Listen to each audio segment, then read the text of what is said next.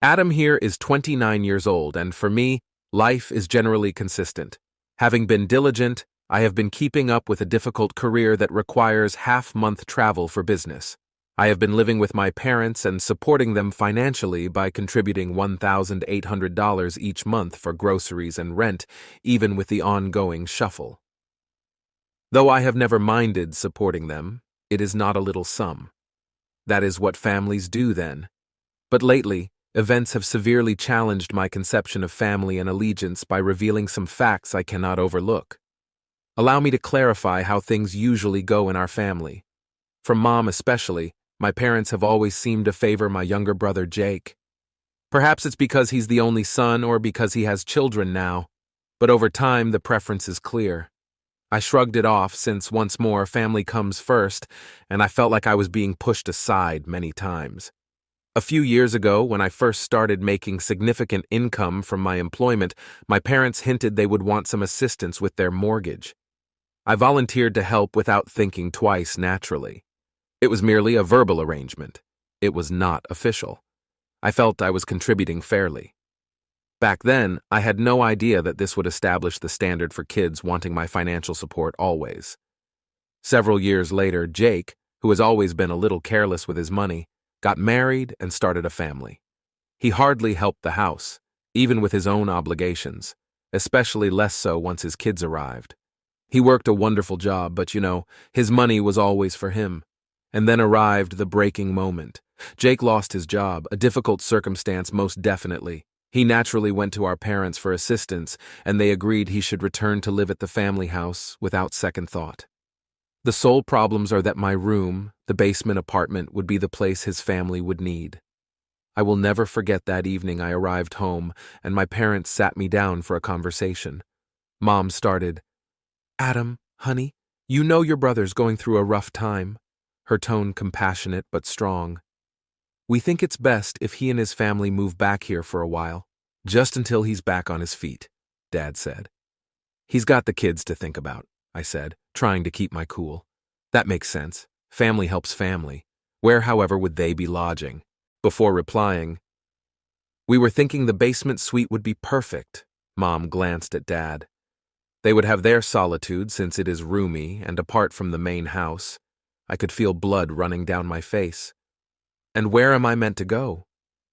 Dad moved uneasily, then said, "We have the hobby room set up for you. It's nice." "You mean the small room crammed with Mom's sewing and craft materials?" I asked, shocked. "Adam, it's only transient." Stunned, I stared at them, trying to absorb the reality that they were asking me to squeeze into a glorified closet so Jake and his family could take over my entire area. Besides, it is our house, and we have to make decisions that benefit the family as a whole. Though it felt so unjust, fighting with them would not have changed anything. I started packing after compiling my basics, clothing, laptop, and other items. I got an idea about that about then. I planned to stay at an all-inclusive resort for my week off from work, instead of staying and continuing to pay groceries and rent for a place I would hardly have space to breathe in. At least I would have some peace of mind, and it was less than paying groceries and rent. My parents first seemed unconcerned when I told them about my scheme. But soon, as if nothing had changed, the demands for grocery money and rent arrived flooding in. When I returned home a few days later, things felt rather colder than normal. My parents were it, not the room or the thermostat. They sat me down once more, but this time it was not to discuss Jake or how my former apartment would fit his family more suitably. No, they were curious about the location of the money. Mom began, "Adam, we're short on rent and groceries this month." Her voice tinged with the slight disappointment she used every time she wanted me to feel bad, trying to keep my tone steady. "Mom, I moved out," I said. "Not eating here. I'm not using the place. For what reason should I pay for that?" Dad crossed his arms and said, "Still your responsibility. You cannot just leave us dangling like this. Right now the family of your brother requires our assistance. We all do." Looking between them, I understood the depth of their aspirations. They had sold my space, crammed me into a little room, and still asked me to pay as though I were living in the suite. But before I could reply, the speakerphone picked Jake's voice. They had looped him in while I was away. "Adam," he began, his voice bearing the self-righteousness he always employed to project a sense of gravity. "You are acting selfishly here. I have kids, Guy. We really need that room far more than you do." I inhaled deeply. "Jake, did you send Mom and Dad money when you were working?" He hesitated. "Well, I wanted my money for my own family." "Exactly." He went silent, and I took that as a cue to head back to my room and sort things out on my own. I now needed mine. I stayed in resorts that really cost less than what I had been paying each month for the following few weeks off from home.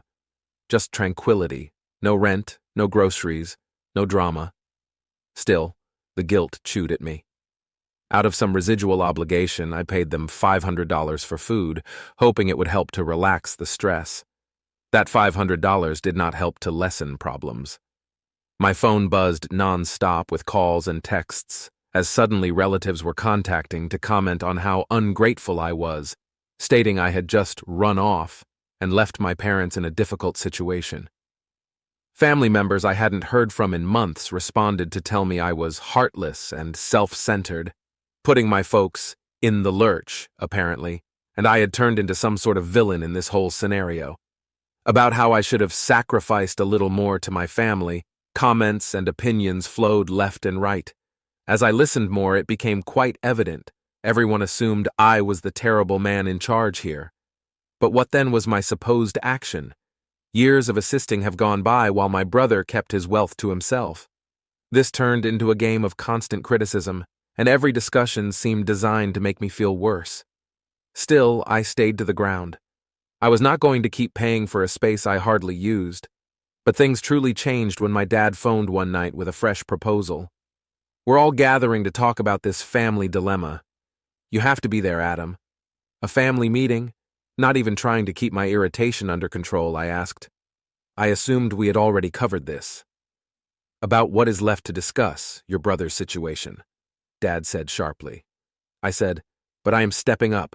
He is in a real bind, and we are depending on you to step up. I moved out to create room for him after sending money for rent and now paying it." "What more is it you seeking?" Dad said sternly. "That's not enough. The children pay school fees these days." I felt the typical rush of remorse, but something was different this time. If you don't help them, might have to quit their school. I knew he was trying to guilt-trip me into covering even more costs. It was about imposing obligations on me without thinking twice, not about family support anymore. Mom intervened before I could answer. "Adam, this is rather crucial. We have to gather as a family. You have to be at this meeting. This is not going to be a conversation. It promised to be an ambush. I could see it quite precisely."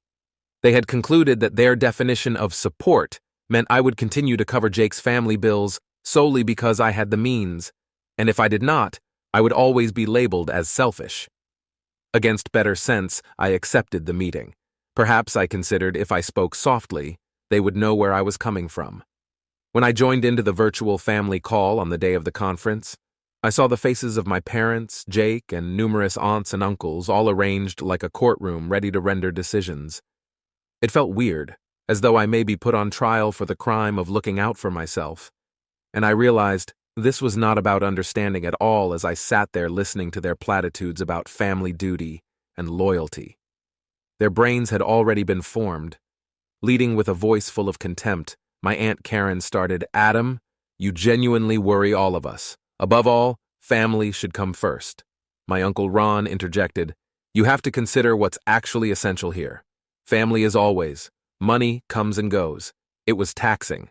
I defended myself, outlining how I had been paying for years, how I had been pushed aside without thinking twice, and how cruel it would be to want me to continue giving up my financial future. But additional guilt-tripping greeted every argument I raised. By the conclusion, I was spent, emotionally and psychologically, but a weird sense of clarity washed over me. Clearly, nobody cared about what I had gone through. They just wanted my support, no matter the price to me. I understood then that this dynamic wasn't healthy, and that if I didn't draw the line now, I would have sacrificed everything for a family who just saw my value in terms of monetary signs. Taking a long breath, I said to them, "I love you all, but I can't keep doing this.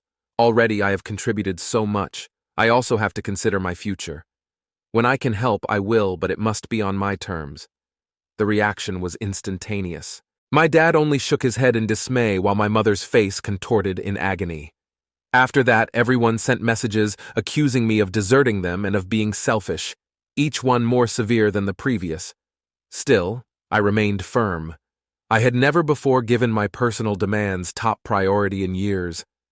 Later that evening, I sat by myself, both liberated and depressed. Although I knew it was vital, setting limits with family proved more difficult than I had thought. I was more than simply a wallet from which they could grab now. That insight felt like freedom.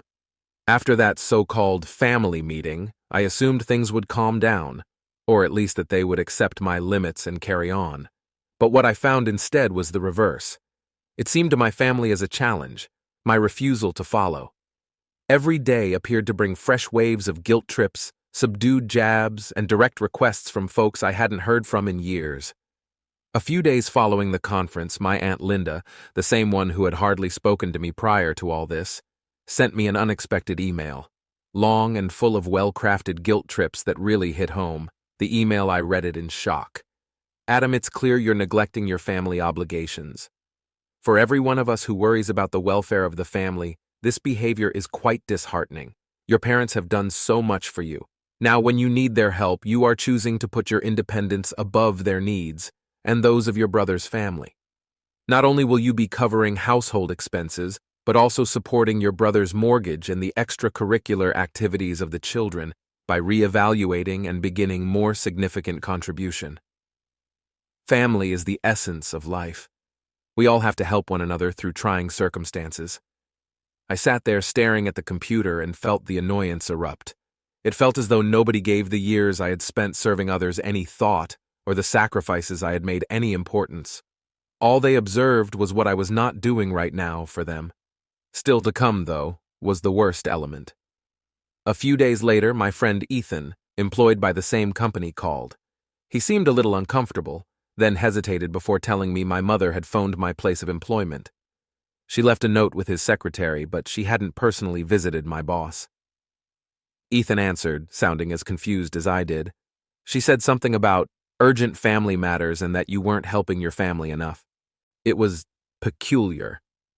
She even suggested that it might influence your performance at work. Hearing this, I struggled to articulate the mix of shame and frustration. It seemed incomprehensible to me that my own mother would drag my working life into this. This seemed like a low blow and was a degree of intrusion I had not expected.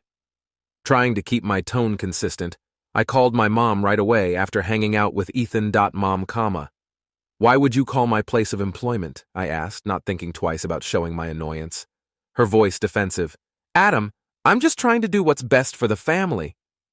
"Mom, my work has nothing to do with our family difficulties. You weren't listening, so maybe if they spoke to you, you would take this seriously. You have to respect my professional limits." She sighed, as though I were the one overreacting.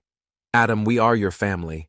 Family comes first, and you have to keep in mind that call ended with more tension and a stronger sense of dissatisfaction instead of any answers. Every time I tried to distance myself and establish my independence, they discovered fresh means of dragging me back in. Still, it was not the end of it. My brother started messaging me soon after that, again, but the attitude was different this time. He sent me links to stuff his children allegedly needed, but he did not beg specifically for money. Every link felt like a guilt-ridden reminder that I was supposed to be stepping in to help. A high-end gadget, a costly summer camp, a new laptop for school. It was a continual subdued pressure, and I could feel myself straying, almost as though their relentless effort was finally wearing me down. Still, I insisted, not allowing guilt to skew my judgment. I was my own person with my own future to consider, not some bank account they could touch any time they wished. Still, the more I opposed, the more merciless they grew. I answered a call from a cousin I hadn't spoken to in months around this time. He first looked understanding, claiming he knew where I was coming from. Still, the true purpose behind his call to slip out was not long from clear. "Look, Adam," he said, his voice assuming the old family obligation tone. You know the nature of your parents. Maybe you could simply help a little more, just until Jake gets back on his feet. My tolerance was running thin. Matt, I have been serving for years. There was a lengthy silence on the line before he added, Family's family, Adam. They now expect me to keep donating, regardless of personal sacrifice. You know, occasionally you just have to do the right thing, feeling as though I was caught between two worlds. One in which I was standing up for myself, and another in which everyone else seemed determined to drag me back in. I hung up. Though I was the only person on my side of the rope, it seemed like tug of war. My parents raised things another level just when I felt things couldn't be bad. Suddenly they began to show up at my residence. When it initially occurred, I was actually startled. They were waiting there with folders of bills, documentation, and a list of demands they had not even tried to soften when I opened the door. Dad waved a stack of papers in my face and exclaimed, Look at all these expenses, Adam. Your brother's suffering is our suffering. Here you are living as though none of that counts. We brought you better than this. Their comments strike me like a smack in the face. You owe this family help. It was no more just passive-aggressive messaging or subtle guilt trips.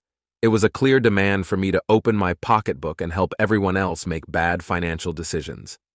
Though my hands were shaking as I looked at them and said, You have to leave, I stayed cool. If all this is going to be about is money, I cannot have this talk. They went finally, but not before clearly stating they were far from done. I was mistaken also if I assumed that was the last of it. They started contacting my acquaintances, indicating gently that I was in some sort of personal crisis, and that perhaps they ought to step in. Sarah, one of my closest friends, told me about it the following day, mentioning my mother had called her.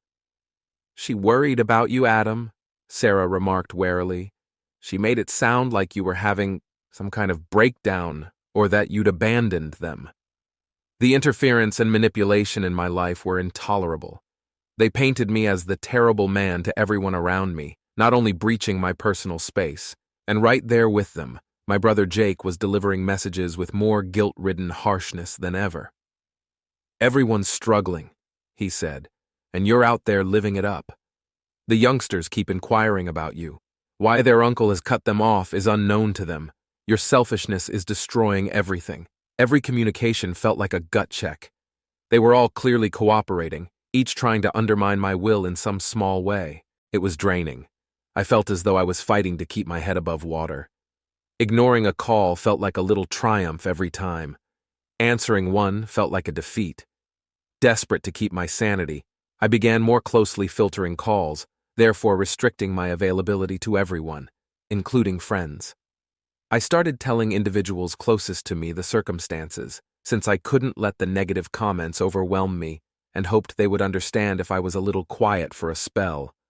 But it was draining, always on alert, always justifying my decisions and limitations. It felt as though one lived in a combat zone without escape. And while pushing back was difficult, giving in would cost me personally and psychologically as well as financially. I'm posting all this not only to let off steam, but also to connect with anyone who has gone through something comparable. How would you handle relatives that reject limits? How do you hold your ground without scorching every bridge that is within view? Right now, it is the issue I find myself battling. The pressure to comply is mounting daily. The weight of my family's expectations seems unbounded. Following the unexpected visits and their attempts to engage my pals, I was actually hopeful things could slow down. Actually, though, they were only getting started. Every day I missed was like a drumbeat, persistent and getting louder as the pressure never stopped. The last straw arrived via an email from my mother. As if we were negotiating some kind of business agreement, she drew out a contribution plan with a monthly figure she anticipated me to send. This list includes everything from my brother's mortgage and his kids' school payments to urgent home maintenance, not only rent or food. Her last statement, which included a figure for back payments, money she claimed I owed them for not providing enough in past years, made my jaw drop. I spent a lot of time staring at that email, experiencing a range of emotions including incredulity, annoyance, and something else. something that seemed a lot like clarity. This was about power rather than family these days. They never saw me as a person with own needs and aspirations, hence no sum of money would ever be sufficient. To them, I was a tool to use, a safety net for everyone's errors. A few days later, I discovered my dad had gone one step further and invited extended relatives to tell his version of the tale. From folks I hadn't heard from in years, the phone calls and messages began to arrive, each reflecting the same ideas about family devotion and obligation. One voicemail from my uncle really struck me. "Adam, it's truly distressing to hear you're distancing yourself like this. You clearly have been presented a one-sided narrative, depicting me as the unappreciative youngster who had turned away the ones who raised me. Particularly under trying circumstances, family should stick together." Hearing such remarks, it felt like all the years I had been helping never happened. You were not raised to be this selfish. It was like they were trying to rewrite the entire story, and my brother topped it all. He had gone to social media, sharing vague updates about how some people forget their roots, and how he was struggling to keep his family afloat while others lived it up. Comments from sympathetic friends and relatives abound, each one lending support as though he were some sort of martyr. When I chose to skip a recent family reunion, all of this came together. I knew going would just be stepping into an ambush. Skipping it, though, did not simplify matters. A cousin who had always stayed fairly impartial claimed that the main focus of discussion had been my absence. "You wouldn't believe how they spoke about you, Adam," she said later. Her comments really struck close, as they seem as though you are the villain in some family drama none of us signed up for. I was simply trying to carve out my own existence. I was not attempting to be a villain. But the strain mounted with every day that passed. Every ignored phone felt like a triumph, but every answered one seemed to throw me back and remind me of the weight of their expectations and the prospect of being cut off from my own family. Another surprise visit brought at last the tipping point. My parents arrived at my residence this time with my brother under tow. Seeing them all standing there felt like an ambush since they hadn't notified me they were coming and I had objected to a meeting. Their expressions told me they were here to demand rather than to chat. Holding out a big packet of papers, my dad said, "Adam, these are all the expenses we are incurring to keep the family afloat. We are struggling. Your brother is struggling. You have the means to be of assistance.